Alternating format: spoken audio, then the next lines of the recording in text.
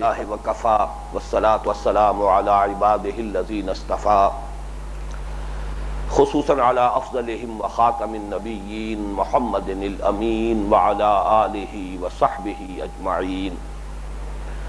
أما بعد فأعوذ بالله من الشيطان الرجيم. بسم الله الرحمن الرحيم. ليس البر أن تولوا وجوهكم قبل المشرق والمغرب ولكن البر من آمن بالله واليوم الآخر والملائكة والكتاب والنبيين وآتى المال على حبه ذوي القربى واليتامى والمساكين وابن السبيل والسائلين وفي الرقاب وأقام الصلاة وآتى الزكاة والموفون بعهدهم إذا عاهدوا والصابرين في البأساء والضراء وحين البأس أولئك الذين صدقوا وأولئك هم المتقون. صدق الله العظيم. اللهم ربنا اجعلنا منهم آمين يا رب العالمين. رب اشرح لي صدري ويسر لي أمري واحلل عقدة من لساني يفقهوا قولي. اللهم ربنا ألهمنا رشدنا واعذنا من شرور أنفسنا. اللهم أرنا الحق حقا وارزقنا اتباعه وأرنا الباطل باطلا وارزقنا اجتنابه. اللهم وفقنا لما تحب وترضى. اللهم اجعلنا من عبادك الصادقين وعبادك المتقين. آمین یا رب العالمین. سب سے پہلے آئیے کہ ہم اس آیہ مبارکہ کا ترجمہ کر لیں، پہلے لفظ بلفظ اور پھر ایک رواں ترجمہ. لیس البر، نیکی یہی نہیں ہے، ان تولوا وجوہکم، کہ تم پھیر دو اپنے چہروں کو، قبل المشرق والمغرب، مشرق کی جانب اور مغرب کی جانب. ولکن البر، بلکہ نیکی تو اس کی ہے، من آمن باللہ، جو ایمان لایا اللہ پر، والیوم الآخر، اور پچھلے دن پر، یوم آخر پر، والملائکۃ، اور ملائکہ پر، فرشتوں پر، والکتاب، اور کتابوں پر، والنبیین، اور انبیاء پر. وآتى المال على حبہ، اور دیا اس نے مال اس کی محبت کے باوجود، ذوی القربى، رشتہ داروں کو، والیتامى، اور یتیموں کو، والمساکین، اور محتاجوں کو، وابن السبیل، اور مسافر کو، والسائلین، اور مانگنے والوں کو، وفی الرقاب، اور گلو خلاصی کرانے کے لیے، گردنوں کے چھڑانے کے لیے. وأقام الصلاۃ، اور قائم کی اس نے نماز، وآتى الزکاۃ، اور ادا کی زکوٰۃ، والموفون بعہدہم، اور پورا کرنے والے اپنے عہد کے، اذا عاہدوا، جبکہ باہم معاہدہ کر لیں، والصابرین، اور خصوصاً صبر کرنے والے، فی البأساء، فقر و فاقہ میں، والضراء، اور تکلیف اور اذیت میں، وحین البأس، اور جنگ کے وقت. اولئک الذین صدقوا، یہی ہیں وہ لوگ کہ جو سچے ہیں، واولئک هم المتقون، اور یہی ہیں وہ لوگ جو حقیقتاً متقی ہیں. اللہم ربنا اجعلنا منہم. رواں ترجمہ ہوگا، نیکی یہی نہیں ہے کہ تم اپنے چہروں کو مشرق اور مغرب کی جانب پھیر دو، بلکہ حقیقی نیکی اس کی ہے جو ایمان لایا اللہ پر اور یوم آخر پر اور فرشتوں پر اور کتابوں پر اور نبیوں پر، اور دیا اس نے مال اس کے محبوب ہونے کے باوجود، اس کی محبت کے علی الرغم، رشتہ داروں کو، یتیموں کو، محتاجوں کو، مسافر کو، مانگنے والوں کو، اور گردنوں کے چھڑانے میں. وأقام الصلاۃ وآتى الزکاۃ، اور قائم کی اس نے نماز اور ادا کی زکوٰۃ. والموفون بعہدہم اذا عاہدوا، اور پورا کرنے والے اپنے عہد کے جبکہ باہم معاہدہ کر لیں. والصابرین، اور بالخصوص صبر کرنے والے. فی البأساء والضراء وحین الباس، فقر و فاقہ میں، تکلیف اور اذیت میں اور جنگ کے وقت۔ اولئک الذین صدقوا واولئک هم المتقون، یہی ہیں وہ لوگ جو حقیقتاً راست باز ہیں، راست گو ہیں، راست کردار ہیں، اور یہی ہیں وہ لوگ جو حقیقتاً متقی ہیں۔ سورۃ العصر کی طرح اس آیہ مبارکہ کے ضمن میں بھی پہلے 4 تمہیدی باتیں نوٹ کر لیں۔ سب سے پہلی بات یہ کہ یہ ایک آیت ہے، لیکن حجم میں آپ کو معلوم ہے کہ سورۃ العصر سے 3.5 گنا ہے۔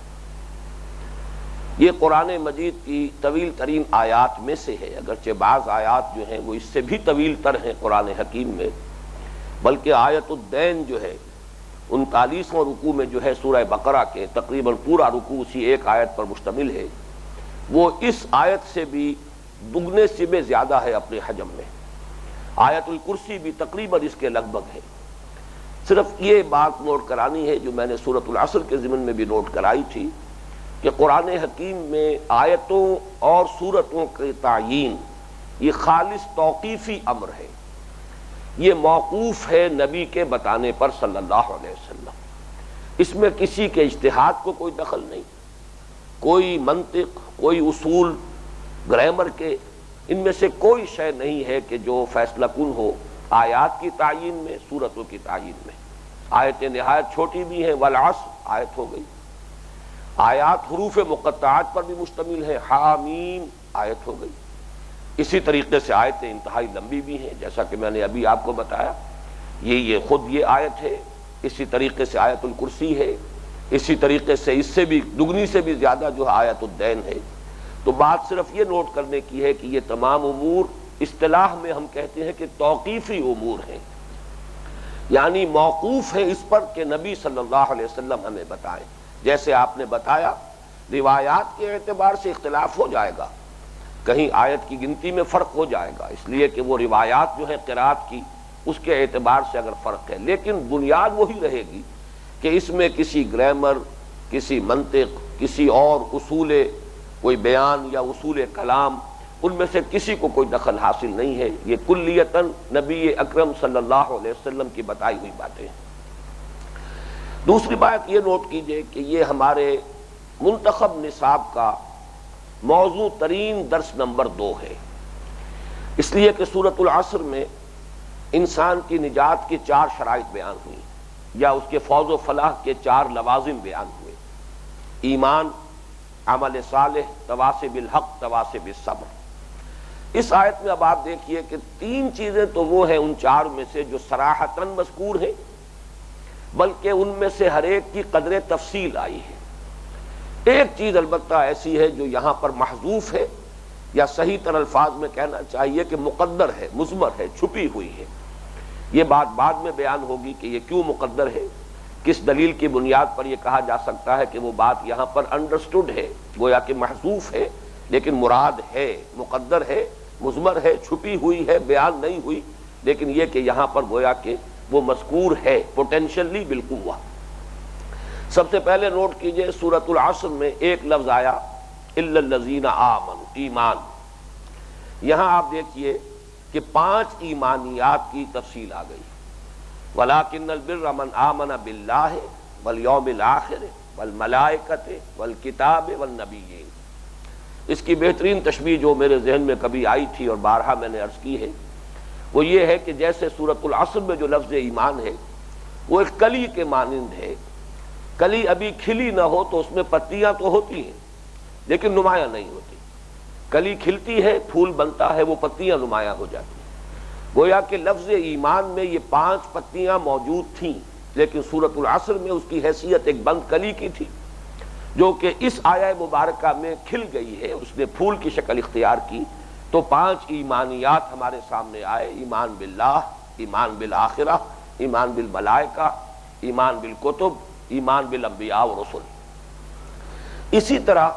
سورۃ العصر میں ایک بہت جامع عنوان تھا وَعَمِلُوا الصَّالِحَاتِ، عمل صالح، بہت گمبھیر، بہت جامع ایک عنوان۔ یہاں اب آپ دیکھیے کہ اس کے 3 ذیلی عنوانات قائم ہوئے۔ سب سے پہلا اور سب سے اہم انسانی ہمدردی، سخاوت، خدمت خلق،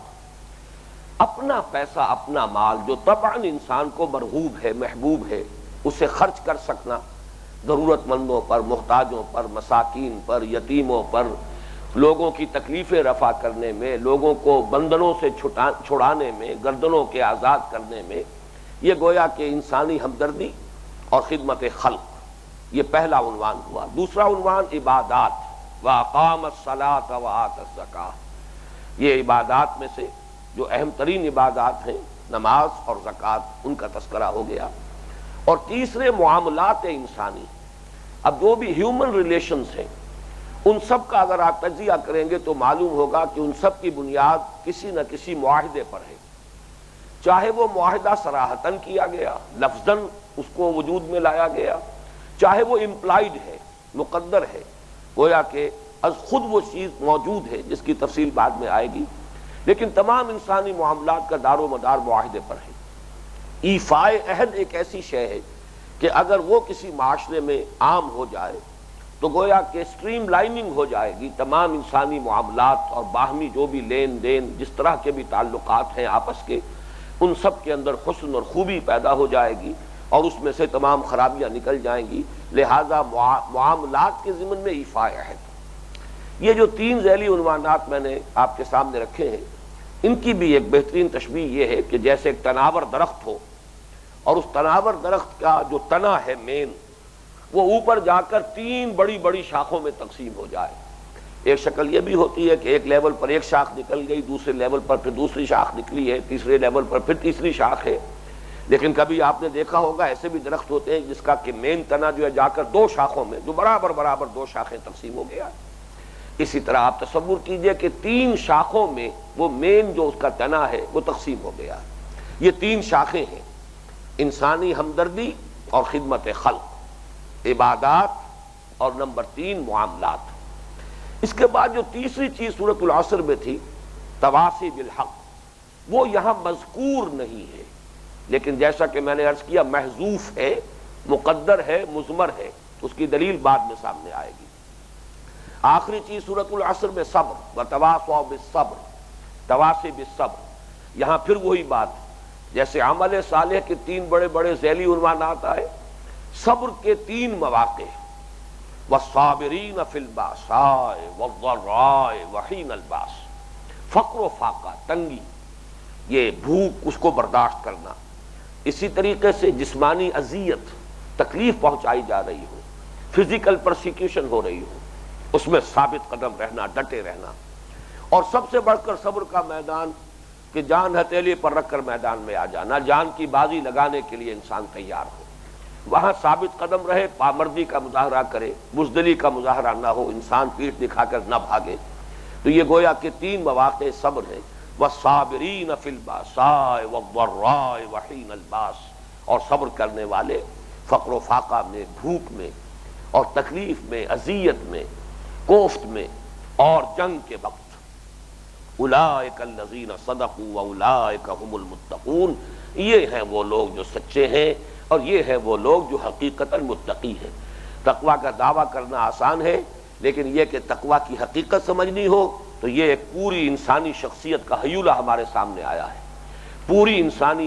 انسانی کردار کی ایک نقشہ کشی ہمارے سامنے کر دی گئی ہے۔ یہ ہے راست باز انسان، یہ ہے متقی انسان۔ اب تیسری بات کی طرف آئیے، اور وہ یہ ہے کہ اس آیہ مبارکہ کا موضوع کیا ہے اور اس کی اہمیت کیا ہے۔ ظاہر بات ہے، ترجمے سے یہ بات سامنے آ چکی ہے کہ اس کا موضوع یہ ہے کہ نیکی کے ایک محدود تصور کی نفی سے بات شروع کی گئی۔ نیکی یہی نہیں ہے کہ تم اپنے چہرے مشرق اور مغرب کی طرف کر دو، بلکہ نیکی تو اس کی ہے جو ان شرطوں کو پورا کر رہا ہو، جس میں یہ خصائص اور اوصاف موجود ہوں۔ تو گویا کہ نیکی کی حقیقتاً نیک شخص کون ہے، یہ اس آیہ مبارکہ کا موضوع ہے۔ اس موضوع کی اہمیت کے بارے میں میں چاہتا ہوں کہ ہم ذرا غور کریں۔ میرا اپنا تاثر اور میرا جو اپنا تجزیہ ہے وہ تو یہ ہے کہ جس طرح انسان کو اپنی حیات مادی کے لیے، زندگی کو برقرار رکھنے کے لیے پانی اور ہوا کی اور غذا کی ضرورت ہے، اس کے بغیر زندگی کا تسلسل باقی نہیں رہے گا۔ اسی طریقے سے معنوی حیات کے لیے لازم ہے ہر انسان کے لیے کہ وہ نیکی کا کوئی نہ کوئی تصور ضرور اختیار کرے، اس لیے کہ انسان کے اندر ایک شے ہے جس کا نام ضمیر ہے۔ بہت استثنائی حالات ایسے ہوتے ہیں جبکہ یہ ضمیر بالکل مر جائے، گویا کہ انسان کی معنوی موت واقع ہو چکی ہو۔ جب تک اس ضمیر میں کچھ بھی رمق ہے زندگی کی، کچھ بھی اس کے اندر ابھی حرارت باقی ہے، تو انسان کی ایک ضرورت ہے کہ وہ اپنے ضمیر کو مطمئن کرے۔ برے سے برا انسان بھی وہ اپنے آپ کو مطمئن کرنے پر موجود ہے کہ اگرچہ میں یہ کر رہا ہوں، یہ کر رہا ہوں، یہ تو مجبوری ہے، پیشے میں عیب نہیں رکھیے نہ فرہاد کو نام،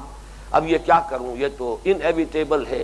اس کے بغیر تو ممکن نہیں میرا گزارا، لیکن میں یہ بھی کر رہا ہوں، یہ بھی کر رہا ہوں، یہ بھی کر رہا ہوں۔ اگر اپنے آپ کو تھپکی نہ دے گا،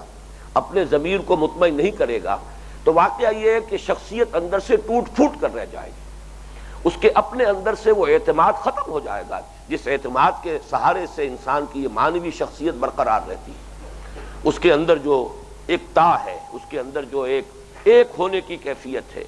کہ وہ ایک حیات جو ہے حیاتیاتی اکائی کی حیثیت سے برقرار رہے، اس کے لیے ضروری ہے انسان کے اپنے اندر کا ایک اطمینان، چاہے وہ جھوٹا اطمینان ہو، چاہے انسان نے اپنے آپ کو کسی ہی بہت ہی یعنی غلط بنیاد پر اپنے آپ کو وہ مطمئن کیا ہو اپنے ضمیر کو، لیکن یہ کہ یہ ہر انسان کی ایک لازمی ضرورت ہے۔ اب میں یہ چاہتا ہوں کہ اس کے ضمن میں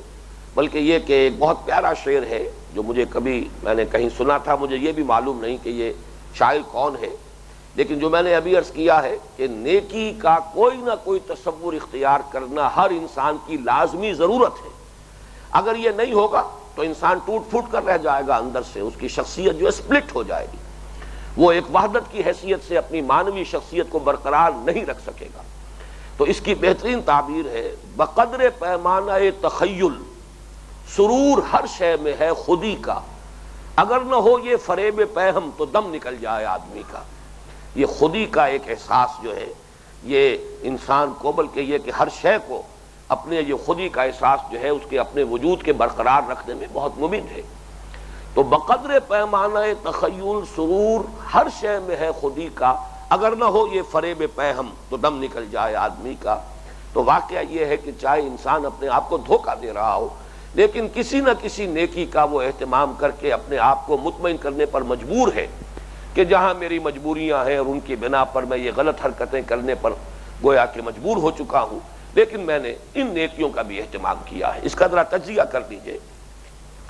ہمارے معاشرے میں جو بدترین لوگ شمار ہوں گے ان کا اگر ایک ایک کر کے آپ جائزہ لیں تو شاید سر فہرست اس میں فاحشہ عورتیں آئیں، عصمت فروش عورتیں، اپنا جسم بیچنے والی۔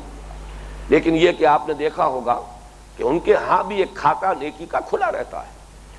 چنانچہ عرسوں میں حاضر ہوتی ہیں، مزاروں پر حاضری دینا، عرسوں میں شرکت، وہاں دھمال کھیلنا، اسی طریقے سے تعزیے کے جلوس میں کالے کپڑے پہن کر اس میں آگے آگے ہونا، بلکہ ہراول دستے کی شکل اختیار کرنا، سبیلیں لگانا، بعض کے بارے میں آپ کے علم میں ہوگا مسجدیں تعمیر کرانا، یہ سارے کام ہیں کہ جو وہ کرتی ہیں، اس لیے کہ انہیں بھی یہ احساس ہوتا ہے۔ اور واقعہ یہ کہ ان کے ضمن میں تو شاید یہ بات اتنی غلط بھی نہیں ہے، اس لیے کہ شورش کاشمیری مرحوم نے جو ایک کتاب لکھی تھی جس میں تحقیق کی تھی ان عورتوں کے بارے میں کہ جو اس بازار میں پہنچ جاتی ہیں کیسے پہنچتی ہیں۔ کوئی حادثہ ہوا، کہیں کسی کو اغوا کر لیا گیا، زبردستی لا کر اس بازار میں بٹھا دیا گیا، اب انہیں یہ معلوم ہے کہ ہمارے لیے اب دوسری زندگی کے دروازے بند ہو چکے ہیں، ہمیں معاشرے میں اب کوئی قبول نہیں کرے گا، تو گویا کہ ایک مجبوری کے احساس کے تحت بھی اپنے اس پیشے کو جاری رکھنے پر مجبور ہوتی ہے۔ یہ بہت سو کا حال ہوتا ہے، جس طریقے سے کہ ایک بڑا دلچسپ واقعہ ہے کہ اورنگزیب عالمگیر رحمۃ اللہ علیہ نے ایک خاص زمانے میں گانے بجانے پر دہلی میں پابندی لگا دی۔ اب جو وہاں کے گویے تھے اور سازندے تھے ان کے تو گویا کہ معاش کا دروازہ بند ہو گیا، تو انہوں نے بڑا ایک لطیف ہیلا اختیار کیا کہ معلوم تھا کہ بادشاہ بیٹھا کرتے ہیں جھروکے میں، وہ جو دریائے جمنا جو محل ہے اور لال قلعہ ہے دہلی کا، اس کے ساتھ سے جمنا گزرتا ہے، جھروکے میں بیٹھ کر بادشاہ فنا وقت جو ہے سیر کرتے ہیں۔ تو وہاں سے پھر وہ ایک کشتی میں سوار ہو کر گزرے، اور وہاں انہوں نے خوب زور شور کے ساتھ سازوں کے ساتھ ایک غزل جو ہے اس کو الاپنا شروع کیا۔ در کوئے نیک نامی مارا گزر نہ دارن، گر تو نمی پسندی تغییر کن قضارا۔ تو اس کو عالمگیر نے یہ سنا اور اس کے بعد جو ہے متاثر ہوا، اور پھر وہ جو بین تھا اس میں بہرحال کچھ نہ کچھ نرمی کر دی، کچھ نہ کچھ ان کے لیے گنجائش چھوڑ دی کہ ہمارے لیے تو اب اس نیک نامی کے کوچے میں گزر کا کوئی سوال رہا ہی نہیں، ہم تو جہاں پہنچ چکے ہیں پوائنٹ آف نو ریٹرن، ہمارے لیے کوئی واپسی نہیں ہے، ہمیں تو تقدیر نے یہاں پہنچا دیا ہے۔ گر تو نمی پسندی تغییر کن قضارا، اگر تمہیں یہ بات پسند نہیں ہے تو کسی طرح اگر ممکن ہے تو ہماری تقدیر کو بدل دو۔ بہرحال یہ ایک لطیفے کے درجے میں سمجھیے، لیکن یہ کہ میں نے صرف یہ آپ کے سامنے رکھا ہے کہ وہ جو ہمارے معاشرے کا بدترین طبقہ شمار ہو سکتا ہے، ان کے ہاں بھی کوئی نہ کوئی نیکی کا خانہ ان کی زندگی میں، کوئی نہ کوئی نیکی کا تصور ہے جس سے وہ اپنے آپ کو جو بھی جھوٹی تسلی دیں کسی نہ کسی درجے میں اپنے آپ کو مطمئن کرتی ہیں۔ اسی طرح بہت سے ڈاکوؤں کے بارے میں آپ نے سنا ہوگا، اور اس کی کہانیاں اور بہت سے ناول جو ہیں اسی تھیم کے اوپر لکھے گئے۔ وہ ڈاکو جو نہایت سفاک، انسان کی جان لینا ایسے ہی جیسے کسی مچھر کو جو ہے مسل دینا، لیکن یہ کہ وہ اپنے علاقے کی بیواؤں کی سرپرستی کر رہے ہیں، غریبوں کی مدد کر رہے ہیں، ان کے لیے کچھ انہوں نے خیر کا، بھلائی کا بہت سا سلسلہ شروع کر رکھا ہے۔ ڈاکوؤں کی زندگی کے اندر بھی آپ کو یہ دونوں نقشے جو ہے نظر آ جائیں گے۔ اسی طرح چوروں اور جیب کتروں کے ہاں بھی ایک معیار اخلاق ہوتا ہے۔ جیب کتروں کے بارے میں آپ کے علم میں ہوگا کہ ان کا ایک استاد ہوتا ہے، گینگ کا وہ چیف ہے، اور علاقے تقسیم ہوتے ہیں۔ ہر جیب کترا جو ہے ہر علاقے میں جا کر واردات نہیں کر سکتا، وہ اپنے علاقے ہی میں واردات کرے گا، اور پھر جو بھی یافت ہے پورے دن کی وہ لا کر اسے رکھ دینا ہے اپنے اس استاد اور گرو کے سامنے۔ اگر نہیں کرے گا تو یہ بے ایمانی تصور ہوگی، گویا کہ باقی جو کچھ وہ کر رہے ہیں وہ تو پیشہ ہے، پیشے میں عیب نہیں رکھیے نہ فرہاد کو نام، یہ بے ایمانی ہے کہ تم نے دن بھر کی کمائی جو ہے اس میں سے کچھ کنسیل کیا ہے، چھپا لیا، اور سارا کا سارا لا کر نہیں رکھا ہے۔ تو معلوم یہ ہوا کہ جو بدترین طبقات ہیں معاشرے کے، ان کے ہاں بھی کوئی نہ کوئی نیکی کا تصور، کوئی نہ کوئی خیر کا کھاتا جو ہے وہ کھلا ہوتا ہے۔ اس سے آگے آئیے تو جو ہمارے ہاں کے معزز طبقات ہیں، میں نے بنیادی تقسیم کی ہے تو بدترین طبقات، لیکن معزز طبقات جو ہیں ان میں بھی اگر آپ تجزیہ کریں گے تو دو حصوں میں انہیں منقسم سمجھیے۔ ایک ہمارے ہاں کے جو مذہبی مزاج کے لوگ ہیں، ان کے ہاں آپ کو نیکی کا تصور یہ ملے گا کہ میکسیمم ایمفیسس عبادات پر ہے اور ظواہر پر ہے۔ باقی یہ کہ عبادات کی پابندی اور اس میں تفصیلات کے بارے میں بھی بہت حساس ہونا، ذرا سا کوئی فرق ہو گیا ہے تو بے چین ہو جانا، بے کل ہو جانا، اس پر انتہائی ان کو تشویش ہو جائے گی، یہ اس میں یہ کمی رہ گئی ہے، فلاں میں یہ کمی رہ گئی میرے کام میں۔ لیکن ویسے ان کی زندگی میں معاملات میں دیکھیے، جھوٹ ہے کھلم کھلا، کاروبار ہے، سب کچھ ہو رہا ہے، دھوکہ ہو رہا ہے، فریب ہو رہا ہے، نماز روزے کی پابندی ہے، سودی کاروبار جو ہے دھڑلے کے ساتھ، وہ بالکل یوں سمجھیے کہ ہنی ان مریا ہو رہا ہے، بلیک مارکیٹنگ ہو رہی ہے، دھوکے دیے جا رہے ہیں، سودا کر کے جو ہے زبان انسان جو ہے وہ زبان دے کر اور پھر اس کو بدل رہا ہے۔ آپ کو غنڈوں کے ہاں، بلکہ یہ چوتھا طبقہ جو ہمارے ہاں ہے وہ میں رہ گیا ذکر میں، جنہیں آپ کہتے ہیں غنڈے، یہ بستہ الف اور بستہ بے کے غنڈے، جن کے کھاتے کھلے ہوتے ہیں تھانوں میں، ان کے ہاں آپ کو نظر آئے گا کہ ان کے ہاں معیار اخلاق ہے، زبان دے دی ہے اب میں واپسی سے نہیں پھر سکتا، جتنا انہیں اپنے عہد کا پاس ہوتا ہے سفید پوش لوگوں کو نہیں ہوتا۔ اسی طریقے سے اگر کہیں راہ چلتے ہوئے دیکھیں آپ کے کسی پر زیادتی ہو رہی ہے، کسی پر ظلم کیا جا رہا ہے، تو مجھ جیسے اور آپ جیسے سفید پوش لوگ جو ہیں وہ وہاں سے دامن بچا کر نکل جانے میں عافیت سمجھیں گے۔ اب کون اس کھکیڑ میں پڑے، کہیں گواہی دینی پڑے گی، کہیں پولیس پرچے میں جانا پڑ جائے گا، 100 چکر ہوں گے، آدمی اپنا دامن بچاتا ہے، نکل جاتا ہے۔ لیکن آپ دیکھیں گے ان گڈوں کو کہ وہ سامنے آ جائیں گے اور وہ اس ظلم کا راستہ روکنے کے لیے تیار ہو جائیں گے۔ تو معلوم ہوا کہ یہ جو چیزیں ہیں ہمارے ہاں مختلف کردار جو پائے جاتے ہیں، ان میں جو یہ نیکی اور بدی کا امتزاج ہے، اس میں خاص طور پر اب جو میں نوٹ کرا رہا تھا کہ دو طبقات شرفاء کے جو ہمارے معزز طبقات ہیں، ان میں ایک طبقہ مذہبی مزاج کے لوگوں کا، ظاہر بات ہے اس میں کچھ ہمارے کاروباری حضرات بھی کچھ نمایاں ہیں، انہی کے چندوں سے اور انہی کے تعاون سے ہماری مسجدیں بنتی ہیں اور ان کے لیے قالین فراہم ہوتے ہیں، اور ہمارے جو دینی ادارے ہیں اور تعلیم گاہیں ہیں ان کے چندوں سے چلتی ہیں، دارالعلوم جو ہے وہ انہی کے تعاون سے چل رہے ہیں۔ ان کے ہاں آپ دیکھیں گے کہ نماز، روزہ، حج، عمرہ، یہ سارے کھاتے پورے، اور اس میں بہت ہی باریک بینی، بڑی حساسیت، لیکن یہ ہے کہ وہ معاملات اخلاق کا معاملہ ہو سکتا ہے کٹھور دل ہو، بخیل ہو، سخت دل ہو، زکوٰۃ تو پوری پوری دے رہے ہو لیکن اس سے آگے جو ہے ہو سکتا ہے کہ مزدور کی مزدوری پوری نہ دے، اور وہاں جو ہے وہ اپنے عہد کو بھی توڑنے پر آمادہ ہوتا ہے۔ پھر یہ کہ اسی میں جب آگے آپ جائیں گے علماء کا طبقہ ہے، علماء کے طبقے میں ظاہر بات ہے کہ یہ عبادات کے ساتھ شغف اور ظواہر دین اور تقویٰ جو ہے ان کا تو اہتمام ہوگا، لیکن ہو سکتا ہے کہ بخل موجود ہو، بلکہ اکثر و بیشتر ہوتا ہے۔ عام طور پر علماء کا طبقہ یہ سمجھتا ہے کہ یہ صدقہ خیرات کرنا دوسروں کا کام ہے، چاہے ان سے کمتر سٹیٹس کا آدمی ہو اسے تو صدقہ دینا چاہیے، خیرات بھی کرنی چاہیے، اس کا تو کام ہے کہ وہ دے، لیکن چاہے ہماری جو حیثیت ہے مالی وہ ان سے بہتر ہے، لیکن یہ چیزیں ہمارے لیے نہیں ہیں، یہ تو در حقیقت ہم تو ریسیونگ اینڈ پر ہیں، نہ یہ کہ دینے والا معاملہ جو ہے، بلکہ یہ تو ہمارا کام تو ہے کہ ہم ریسیو کرتے ہیں۔ یہ سارے بڑے تلخ حقائق ہیں جو میں آپ کے سامنے رکھ رہا ہوں، اور اسی وجہ سے در حقیقت ہمارے ان انسٹیٹیوشنز کا وقار اور اعتماد جو ہے وہ ختم ہوا ہے۔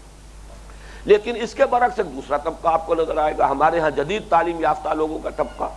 ان کا جو تصور ہے نیکی کا، وہ تصور یہ ہے کہ بھائی کام اپنا صحیح کرنا چاہیے، اپنے فرائض صحیح ادا کرنے چاہیے، کسی کو دھوکہ نہیں دینا چاہیے، جو ذمہ داری قبول کی ہے پوری کرنی چاہیے، باقی نماز روزہ یہ تو ذاتی معاملہ ہے، کوئی شخص کر لے گا اپنے لیے کرے گا، نہیں کرے گا تو بہرحال اس کی کوئی کمی رہ جائے گی، لیکن اصل شے جو ہے وہ یہ ہے کہ انسان جھوٹ نہ بولے، انسان کسی کو دھوکہ نہ دے، وعدہ خلافی نہ کرے، کسی کا حق نہ مارے، کسی سے قول و قرار کیا ہے تو اب اس کو پورا کرے، اس میں وعدہ خلافی نہ کرے۔ گویا کہ ان کے ہاں معاملات کی اہمیت زیادہ ہے، کم سے کم نظری اعتبار سے، کم سے کم گفتگو کے اعتبار سے، کہنے سننے میں وہ معاملات کو اہمیت دیں گے، عبادات کو نہیں دیں گے، جبکہ مذہبی طبقات چاہے وہ عوام ہو اور چاہے وہ علماء ہو، ان کے ہاں عبادات اور ان کے ظواہر ان کی اصل اہمیت ہے، باقی چیزیں ہو جائیں تو بہت اچھا ہے، نہ ہو تو کوئی ایسی بات نہیں ہے۔ یہ جو مختلف ہمارے ہاں موجود ہیں نیکی کے تصورات، یہ تو چند ہی میں نے آپ کے سامنے نقشے رکھے ہیں، اگر آپ اس کو مزید تفصیل میں جائیں گے تو اور بھی بہت سے جو ورشنز ہیں نیکی کے وہ آپ کے سامنے آئیں گے۔ اب اس میں بڑی اہمیت ہے اس بات کی کہ معلوم ہو کہ حقیقتاً نیکی کیا ہے، ڈیفائن کیسے کریں، ایک نیک انسان حقیقت میں ہے کیا۔ اس لیے کہ یہاں تو صورت یہ نظر آ رہی ہے، اگر اس آیہ مبارکہ کا جو بھی ایک ترجمہ رواں ہم نے کیا ہے اس سے ایک خاکہ آپ کے ذہن میں بن گیا ہو تو اس سے گویا کہ یہ بات سامنے آئی کہ مختلف طبقات نے نیکی کے حصے بکھرے کر کے تقسیم کر لیے، اڑائے کچھ ورق لالے نے، کچھ نرگس نے، کچھ گل نے، چمن میں ہر طرف بکھری ہوئی ہے داستاں میری، نیکی کا ایک حصہ وہ لے گیا ہے، نیکی کا ایک حصہ یہ لے گیا ہے، اس طریقے سے تقسیم ہو گیا ہے۔ اور یہاں بھی گویا کہ کل حزب بما لدیہم فرحون، ہر طبقہ ہر گروہ کے پاس جو بھی کچھ نیکی کی پونجی ہے، جو ایک جزوی نیکی وہ لے کر بیٹھا ہوا اس پر وہ اترا رہا ہے اور شاداں و فرحاں ہے اور بہت خوش ہے اور مطمئن ہے کہ ہماری جو یہ نیکی جو ہے اس کا کھاتا پورا ہے، اس کا حساب گویا کہ ہمارے ہاں مکمل موجود ہے۔ اور اس کی ایک مثال جو ہے لطیفے کے انداز میں یہ بالکل ایسے ہی ہے کہ جیسے کسی بستی میں ہاتھی آیا، پہلے نہیں آیا تھا تو وہاں لوگ گئے دیکھنے کے لیے، کچھ اندھے بھی تھے، وہ بھی دیکھنے کی خواہش رکھتے تھے، جاننا چاہتے تھے ہاتھی کیسا ہوتا ہے، تو اب ظاہر بات ہے ان کے پاس تو ایک ہی ذریعہ تھا کہ ہاتھوں سے ٹٹول کر اندازہ کریں کہ ہاتھی کیسا ہوتا ہے۔ جس نے اس کے کان کو چھوا دیکھ کر کہا کہ ہاتھی چھاج کے مانند ہے، کسی کا ہاتھ اس کے سونڈ پر پڑ گیا، اس نے خوب اچھی طریقے سے اس کو دیکھا، کہا بہت موٹے رسے کے مانند ہے ہاتھی، کسی نے اس کی ٹانگ کو جو ہے وہ ذرا اچھی طریقے سے ٹٹول کر کہا کہ ایک بڑے ستون کے مانند ہے، کسی کا اس کے پیٹ پر اور اس کے جسم کا درمیانی حصہ اس پر ہاتھ، اس نے کہا کہ یہ تو بہت بڑا ڈرم ہے کوئی۔ اس اعتبار سے تصور تو سب نے قائم کیا ہے لیکن محدود تصور۔ اس پس منظر میں واقعہ یہ ہے کہ یہ آیہ مبارکہ بڑی عظیم آیت ہے قرآن حکیم کی کہ اس نے نیکی کے ایک مخصوص محدود تصور کی نفی سے بات شروع کی، اور یہ مخصوص محدود تصور جب ہم اس پر غور کریں گے ذرا گہرائی میں اتر کر تو جو میں نے ابھی گنوایا ہے جو مذہبی تصور ہے، عام طور پر اس میں ریچولزم جو پیدا ہو جاتا ہے، ظواہر کی اہمیت ہو جاتی ہے، روح غائب ہو جاتی ہے، لیکن ظواہر اور ریچولز اور رسم جو ہے، رسم پرستی اس کی شکل اختیار کر لیتی ہے۔ یہ عام ہماری محدود مذہبیت، یہ اس کا ایک مظاہرہ سامنے آیا تھا اس دور میں بھی، اور وہ بہت ہی ہلکے انداز میں، لیکن قرآن مجید کا یہ اسلوب ہے کہ وہاں سے اس بات کو لے کر پھر اس میں جو اصولی رہنمائی دی ہے، تو واقعہ یہ ہے کہ یہ عظیم آیت ابد الآباد تک کے لیے قرآن کے فلسفہ اخلاق اور نظام الاخلاق پر جامع ترین آیت جو ہے وہ ہمیں عطا ہو گئی ایک خاص پس منظر کے حوالے سے۔ چوتھی بات جو سمجھنے کی ہے وہ یہی ہے کہ وہ پس منظر کیا ہے، یعنی ہم یہ کہیں گے جو ٹیکنیکل ٹرم ہے، شان نزول کیا ہے اس آیہ مبارکہ کا، یہ کس سلسلہ کلام میں یہ آیت وارد ہوئی، یہ نیکی کی حقیقت کی بحث چھڑ کیسے گئی۔ ظاہر بات ہے قرآن مجید نازل ہوا ہے ایک خاص دور میں، خاص حالات میں، خاص معاشرے میں، اور اس میں اکثر و بیشتر جو حصے نازل ہوئے ہیں اس کا ایک خصوصی پس منظر ہے، تاریخی واقعاتی حالات کے اعتبار سے۔ تو اس میں دیکھ کر، جیسا کہ میں نے جب تعارف قرآن کے بارے میں گفتگو ہو رہی تھی تو شروع میں تفصیل سے عرض کیا تھا کہ یہ جو تعویل عام اور تعویل خاص ہے، قرآن مجید پر سب سے پہلے غور ہونا چاہیے اس کانٹیکسٹ میں رکھ کر، ٹائم اینڈ سپیس کانٹیکسٹ، جو پس منظر ہے زمان و مکان کا جس میں وہ آیت نازل ہوئی، اس میں رکھ کر غور کیا جائے اس وقت یہ آیت جو ہے کس سلسلے میں وارد ہوئی اور اس کا مفہوم کیا سمجھا گیا۔ اس حوالے سے چوتھی بات اب یہ ہے کہ اس کا کیا سلسلہ کلام تھا، کیا گفتگو تھی، کیا موضوع تھا، کیا بحث تھی جس کے ضمن میں یہ عظیم آیت مبارکہ جو ہے وہ نازل ہوئی ہے۔ اس میں ظاہر بات ہے ہر شخص سمجھ سکتا ہے محض اس رواں ترجمے سے جو ہم کر چکے ہیں کہ اس کے پس منظر میں ہے تحویل قبلہ کا واقعہ۔ تحویل قبلہ کا واقعہ کیا ہے، پہلے تو اسے واقعاتی انداز میں اس کی جو تاریخ ہے اس کو سمجھ لیجئے۔ نبی اکرم صلی اللہ علیہ وسلم جب تک مکہ مکرمہ میں مقیم رہے ہجرت سے پہلے، اس وقت تک ہمیں یہ معلوم ہوتا ہے مختلف روایات سے کہ جب آپ نماز پڑھتے تھے، جب صحن کعبہ میں کھڑے ہو کر نماز پڑھتے تھے تو بالعموم آپ جو جنوبی دیوار ہے اس کو فیس کرتے تھے، یعنی جو رکن یمانی ہے اور دوسری طرف وہ کونا کہ جس میں حجر اسود نصب ہے، ان دونوں کے مابین آپ کھڑے ہوتے تھے کعبے کی طرف رخ کر کے۔ تو یہ چونکہ کعبے کا جنوب ہے، اب گویا کہ استقبال قبلتین ہو گیا از خود۔ اگر نقشہ آپ کے سامنے ہو، ذہن میں ہو، تو آپ کو معلوم ہے کہ ایک تو امیڈیٹلی آپ کے سامنے ہے خانہ کعبہ، اور اسی خط کو آگے لے جائیے تو تقریباً 1000 میل کے فاصلے پر بیت المقدس ہے، وہ قبلہ جو ہے دوسرا وہ بھی سامنے آ گیا۔ استقبال القبلتین، دونوں قبلوں کا رخ کر لینا ایک ہی وقت میں، یہ ممکن تھا مکہ مکرمہ میں، اور حضور اسی کا التزام فرماتے تھے۔ اور یہی وجہ ہے کہ عمرے میں اور حج میں بھی جب طواف کیا جاتا ہے خانہ کعبہ کا تو یہ جو حصہ ہے اس کی خصوصی اہمیت ہے، اس کے لیے خصوصی دعا بھی ہے۔ انہی دو جو ہے ارکان جو ہیں، دو کونے ہیں جن کو چھونا، بلکہ یہ کہ حجر اسود کو تو چومنا یہ مسنون ہے، چومنے کا موقع نہ ملے تو ہاتھ لگا دینا۔ اسی طریقے سے یہ رکن یمانی جو کہلاتا ہے، اس کا بھی استلام جو ہے، اس کو مس کرنا، مسح کرنا، یہ بھی مسنون ہے۔ یہ دونوں اہم ترین رکن ہیں، رکن عراقی، رکن شامی، یہ ہے شمال کی طرف، اور یہ جنوب کی طرف ہے،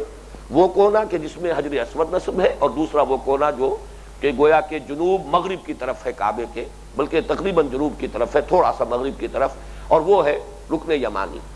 اس کے لیے خاص دعا ہے، ربنا آتنا فی الدنیا حسنۃ وفی الآخرۃ حسنۃ وقنا عذاب النار، جو قرآن مجید میں وارد ہوئی ہے حج کے ضمن میں دعا، وہ خاص طور پر اسی طواف کے اسی حصے میں، ہر شوط میں اس کا اہتمام کیا جاتا ہے کہ اس حصے میں وہ دعا مانگی جائے۔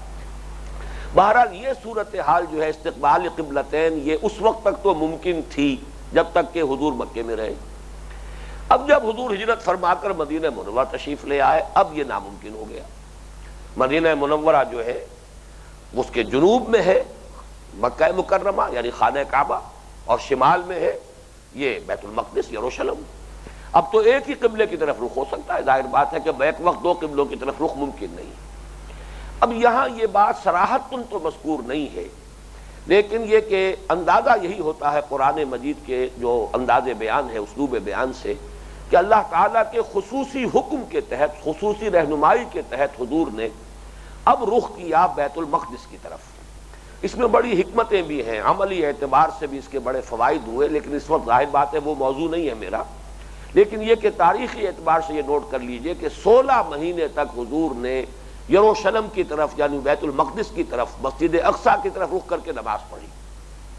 اگرچہ قرآن مجید ہی سے 17واں رکوع جو ہے سورہ بقرہ کا معلوم ہوتا ہے کہ حضور کو بھی بہرحال طبیعت پر یہ بات گراں گزر رہی تھی. معلوم ہوتا ہے کہ اگر طبیعت پر گراں گزر رہی تھی تو یقیناً کوئی حکم تھا اللہ کا جس کے تحت ایسا کیا ہے. اور یہ فرمایا بھی ہے وَمَا جَعَلْنَا الْقِبْلَةَ الَّتِي كُنْتَ عَلَيْهَا إِلَّا لِنَعْلَمَ مَن يَتَّبِعُ الرُّسُولَ مِمَّن يَنقَلِبُ عَلَىٰ عَقِبَيْهِ. ہم نے جو مقرر کیا تھا یہ قبلہ تو اس لیے مقرر کیا تھا کہ ہم دیکھ لیں، تمیز ہو جائے ان لوگوں میں کہ جو رسول کا اتباع کرتے ہیں ہر حال میں، اور ان لوگوں میں کہ جو اپنی ایڑیوں کے بل مڑ جانے والے ہیں، کہ جن کے اندر عصبیت جو ہے مقامی مکی ہونے کی نسبت سے اگر عصبیت زیادہ تھی، اور آبائی نسبت جو ہے حضرت ابراہیم علیہ السلام سے اس کے حوالے سے خانہ کعبہ کی عصبیت زیادہ تھی، تو ان پر تو ظاہر بات ہے بہت بڑا شاق معاملہ گزرا ہے. یہ 16 مہینے تک خانہ کعبہ کی طرف پشت کر کے اور بیت المقدس کی طرف رخ کر کے نماز پڑھی جائے، تو یہ ایک بڑی آزمائش تھی جو اللہ تعالیٰ نے کی ہے. بہرحال اس کے بعد پھر حکم آیا قد نرى تقلب وجهك في السماء فلنولينك قبلة ترضاها فول وجهك شطر المسجد الحرام. اے نبی ہم دیکھتے رہے ہیں آپ کے چہرہ مبارک کا بار بار آسمان کی طرف اٹھنا، آپ کو انتظار تھا تحویل قبلہ کے حکم کا، وہ ظاہر ہو رہا ہے ان الفاظ سے. تو اب ہم پھیر دیتے ہیں آپ کو، رخ آپ کا تبدیل کیے دیتے ہیں اسی قبلے کی طرف جو آپ کو پسند ہے. فول وجهك شطر المسجد الحرام، تو اب اپنا رخ کر لیجئے مسجد حرام کی طرف. یہ تحویل قبلہ ہوا. اور یہ واقعہ بھی دلچسپ ہے کہ حضور اس وقت مدینے سے باہر ذرا فاصلے پر کسی جگہ پر، جیسے ہمارے ہاں ہوتے ہیں کہیں 2-4 گھر ہیں، کوئی کھیت ہے، باغ ہے، اس کے اندر ہی کوئی 2-3 گھر بن گئے ہیں، ایسی ہی کوئی جگہ تھی جہاں آپ کھانے پر مدعو تھے، اور کھانے کے بعد ظہر کی نماز آپ ادا کر رہے تھے جو بھی آپ کے ساتھ تھے وہاں صحابہ میں سے. اس وقت عین نماز کی حالت میں یہ آیت نازل ہوئی فول وجهك شطر المسجد الحرام، اور نماز کی حالت ہی میں آپ نے تحویل کی ہے، رخ بدل لیا ہے اسی جگہ پر. اسی لیے وہاں اب جو ہے مسجد القبلتین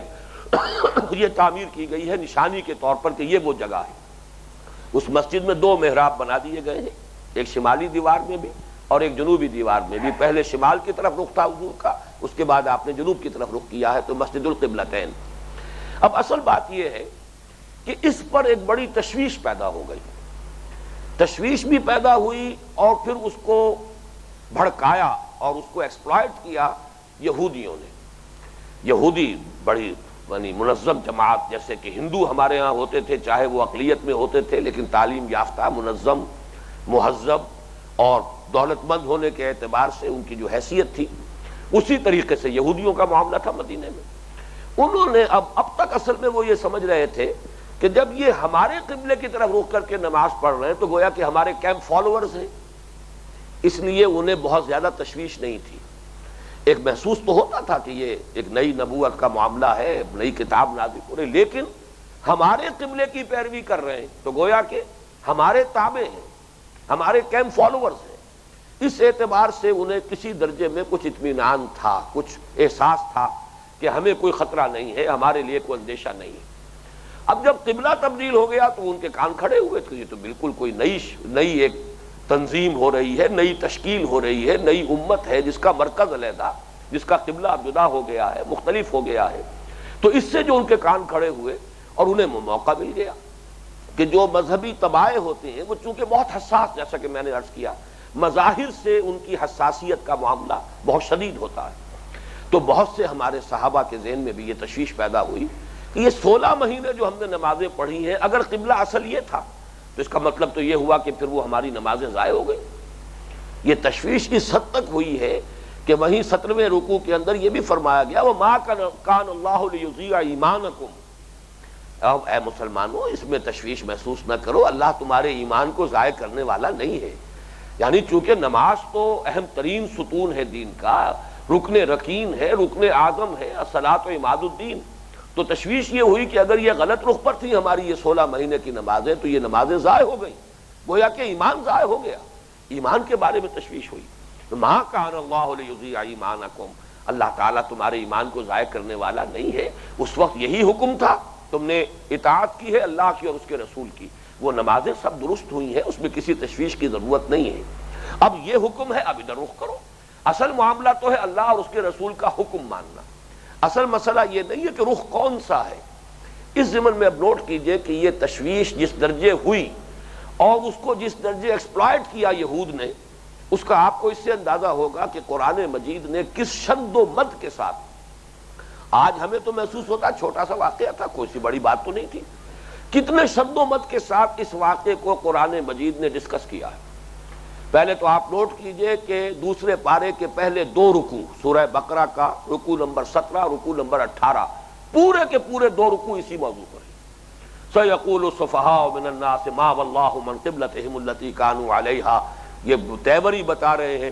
کہ ان قریب کہیں گے یہ لوگ احمق لوگ اور نادان لوگ، اور یہ لوگ جو ہے طرح طرح کے یہ اشغلیں چھوڑیں گے، شوشے چھوڑیں گے مسلمانوں کو پریشان کرنے کے لیے، تشویش میں مبتلا کرنے کے لیے۔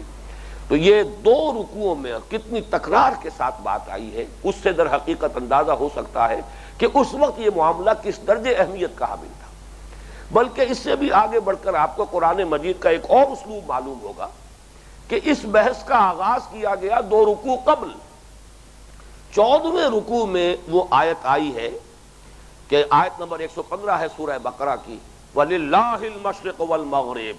فَأَيْنَمَا تُوَلُّوا فَثَمَّ وَجْهُ اللَّهِ إِنَّ اللَّهَ وَاسِعٌ عَلِيمٌ۔ مشرق اور مغرب سب اللہ کے لیے ہے، جدھر بھی تم رخ کرو اللہ ہی کا رخ ہے۔ اللہ تعالیٰ بہت وسعت والا ہے اور ہر شے کا جاننے والا ہے۔ بلکہ ایک آدمی حیران ہوتا ہے، وہاں جو ہے کوئی سیاق و سباق ہے نہیں ایسا، ابھی کہیں گفتگو ہو نہیں رہی تھی قبلے کے بارے میں، لیکن قرآن کا اسلوب یہ ہے کہ ایک موضوع جس پر آگے جا کر تفصیلاً گفتگو کرنی ہے، ایک بنیادی رہنمائی پہلے دے دی جائے تاکہ غور کرنے والے لوگ، سوچ و بچار کرنے والے لوگ، اولو الالباب لوگ، ہوش مند لوگ، وہ تو گویا کہ اشارے ہی سے بات سمجھ لیں اور وہ بات ان کے لیے اپنی ذہنی سطح کے اعتبار سے کفایت کر جائے۔ تو للہ المشرق والمغرب، یعنی یہ نہ سمجھو کہ یہ جو قبلہ کوئی معین ہوتا ہے تو اللہ تعالیٰ اس قبلے اس سمت میں محدود ہے، معاذ اللہ۔ اللہ تعالیٰ تو ہر سمت میں ہے، اللہ کسی سمت میں محدود نہیں، وہ مکان سے، مکانیت سے، جسم سے، جسمانیت سے، سمت سے، ہر شے سے اعلیٰ ہے، عرفہ ہے، منزہ ہے۔ اس اعتبار سے یہ تو صرف ایک انتظامی معاملہ ہے، یکسانی پیدا کرنے کے لیے کہ لوگ جو ہیں وہ صرف ایک ہی سمت میں ایک ہی صف باندھی ہوئی ہو، یہ نہ ہو کسی کا رخ ادھر ہے کسی کا رخ ادھر ہے، کوئی مغرب کی طرف کوئی مشرق کی طرف، اس کے لیے یکسانی پیدا کر دی گئی۔ اس کے لیے اللہ تعالیٰ اپنے شاعر میں سے کسی بھی شعیرے کو معین کر دے۔ باقی یہ کہ بہرحال جیسے کہ غالب نے کہا اور بہت خوبصورت انداز میں کہا ہے کہ ہے پرے سرحد ادراک سے اپنا مسجود، قبلے کو اہل نظر قبلہ نما کہتے ہیں۔ یہ تو کعبہ بھی ہمارا مسجود نہیں ہے، بلکہ یہ تو در حقیقت ہمارا مسجود تو اللہ ہے پرے سرحد ادراک سے اپنا مسجود، قبلے کو اہل نظر قبلہ نما کہتے ہیں۔ یہ تو در حقیقت ہمارے لیے ایک ڈائریکشن ہے جو متعین کر دی گئی۔